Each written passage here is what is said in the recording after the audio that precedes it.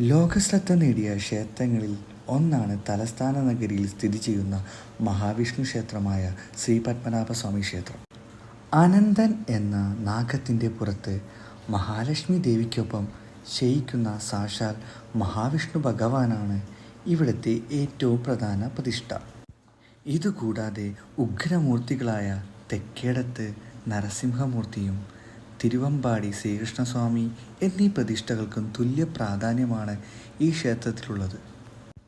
ഈ ക്ഷേത്രത്തിലെ അപൂർവ നിധിശേഖരമാണ് ആഗോള ശ്രദ്ധ നേടിക്കൊടുത്തത് എന്നതാണ് 1.25 ലക്ഷം കോടി രൂപ മൂല്യമുള്ള അമൂല്യ വസ്തുക്കളാണ് ഇതുവരെയുള്ള കണക്കെടുപ്പിൽ കണ്ടെത്തിയിട്ടുള്ളത്.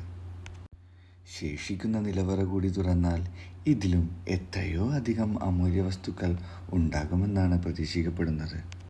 ശ്രീ പത്മനാഭസ്വാമി ക്ഷേത്രത്തിലെ സ്വത്തിനെക്കുറിച്ചും ക്ഷേത്ര രഹസ്യങ്ങളെക്കുറിച്ചും ഒരുപാട് അപസർപ്പ കഥകളും ലോകമെമ്പാടും പ്രചരിക്കപ്പെടുന്നുണ്ട്.